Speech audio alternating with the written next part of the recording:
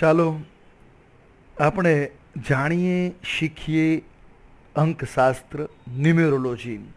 અંકશાસ્ત્ર શું છે, આવશ્યકતા શા માટે છે? ઘણી વખત જાતકોને ભવિષ્ય જાણવું હોય, પોતાના વિશે કઈ માહિતી જોઈતી હોય તો જન્મ સમય ખબર નથી હોતી, તો ક્યારેક જન્મની પૂરી માહિતી કે વિવરણ એની પાસે હોતું નથી. જો સાચો જન્મ સમય ન હોય કે જન્મ સમયમાં શંકા હોય કે યાદ ના હોય ત્યારે જન્માક્ષર નીકળવા શક્ય નથી. આવા લોકો માટે અંકશાસ્ત્ર વરદાનરૂપ સાબિત થાય છે.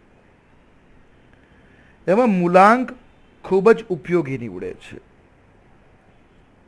મૂલાંકનો અર્થ થાય છે કે જન્મ તારીખનો જે યોગ હોય, મૂળ અંક અર્થાત નંબર 1, 2, 3, 4, 5, 6, 7, 8 અને 9 આ મૂળ અંકો છે.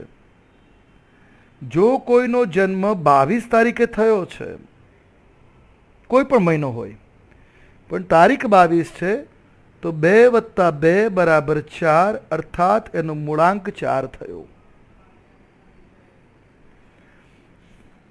તો આ પ્રકારે એનો મૂળાંક અને ભાગ્યાંક દ્વારા, યોગ કુંડળી દ્વારા એનું ભવિષ્ય કથન કરી શકાય છે. અને માટે જ જ્યોતિષના સિદ્ધાંતોને આધારે અંક ઉપરથી ફળાદેશ કરવાની જે પદ્ધતિ છે, વસ્તુત ગ્રહોની અસર તેમના સ્થાન ઉપરથી દર્શાવી શકાય છે. અને હસ્તરેખા શાસ્ત્ર પણ વ્યક્તિના સ્વભાવ, લક્ષણ તેમજ ભવિષ્ય દર્શાવે છે. તેમ અંકશાસ્ત્ર અક્ષરગણિત ઉપરથી એટલે કે મનુષ્ય, વાણી, દેશ, વસ્તુ વગેરે નામ પરથી સ્વભાવ અને ભવિષ્ય કથન કરનારું શાસ્ત્ર છે. અંકશાસ્ત્ર મુખ્યત્વે પાયથાગોરસ સિદ્ધાંતને અનુસરે છે. પ્રત્યેક પદાર્થને અંકથી ઓળખાવી શકાય છે. ગ્રીક અને હિબ્રુ મૂળાક્ષરોમાં દરેકને તેનું અંક મૂલ્ય હોય છે, 1 થી 9. અંકની વિભિન્ન અસરો અને તેનો ચોક્કસ પ્રભાવ આ ગણતરીથી નક્કી કરી શકાય છે. અંકશાસ્ત્રના સિદ્ધાંત મુજબ કોઈ પણ રકમનો એક અંક બનાવવાની પદ્ધતિ જેને મૂળ અંકનો પ્રભાવ પડે છે, જેમાં આપણે વાત કરી કે કોઈની જન્મ તારીખ 22 છે તો 2 + 2 = 4 થયા, તો એનો મૂળાંક જે છે 4 થયો. તો એવી જ રીતે અંકશાસ્ત્રમાં આવશ્યક પડે છે જન્મ તારીખનો 2 મહત્વના મૂળાંક અને ભાગ્યાંક. તો આજે આપણે સૌથી પહેલાં એ સમજીએ મૂળાંક કેવી રીતે નીકાળવો અને ભાગ્યાંક કેવી રીતે નીકાળવો. જો મૂળાંક જે પણ વ્યક્તિની જન્મ તારીખ 1, 10, 19 કે 28 છે એનો મૂળાંક 1 થાય છે. 2, 11, 20 કે 29 જન્મ તારીખ હોય એનો મૂળાંક 2 થયો. 3, 12, 21 કે 30 તારીખ જેની જન્મની છે એનો મૂળાંક 3 થયો. 4, 13, 22 કે 31 જેની જન્મ તારીખ છે એનો મૂળાંક 4 થયો. 5, 14 કે 23 જેની જન્મ તારીખ છે એનો મૂળાંક 5 થયો. 6, 15 કે 24 જેની જન્મ તારીખ છે એનો મૂળાંક 6 થયો. 7, 16 અને 25 જેની જન્મ તારીખ છે એનો મૂળાંક 7 થયો.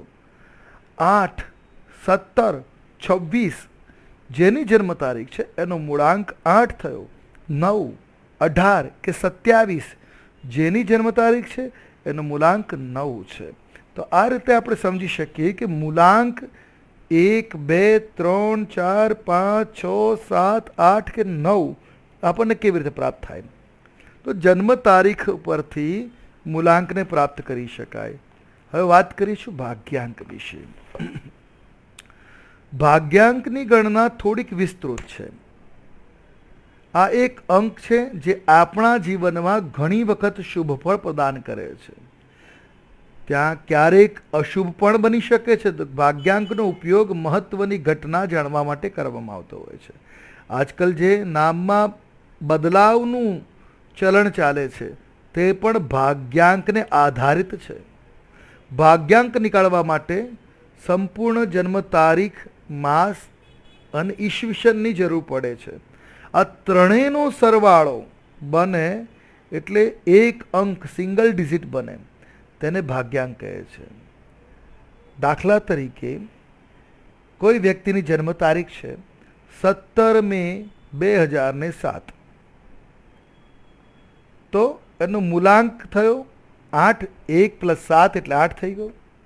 હવે આખી તારીખનો જ સરવાળો કરીએ તો 1 + 7 + 5 + 2 + 7 બરાબર 22, એટલે 2 + 2 બરાબર 4. આ વ્યક્તિનો મૂલાંક 8 અને ભાગ્યાંક 4 થયો. તો આવી જ રીતે મૂલાંક અને ભાગ્યાંક શોધી શકાય છે. એનું ખૂબ મહત્વ હોય છે. એ આપણે બીજા વિડીયોમાં સમજશું કે મૂલાંક એક સાથે ભાગ્યાંક 1 હોય, ભાગ્યાંક 2 હોય તો એનું શું પરિણામ હોઈ શકે. આજે બસ આટલું જ. જય ભવાની.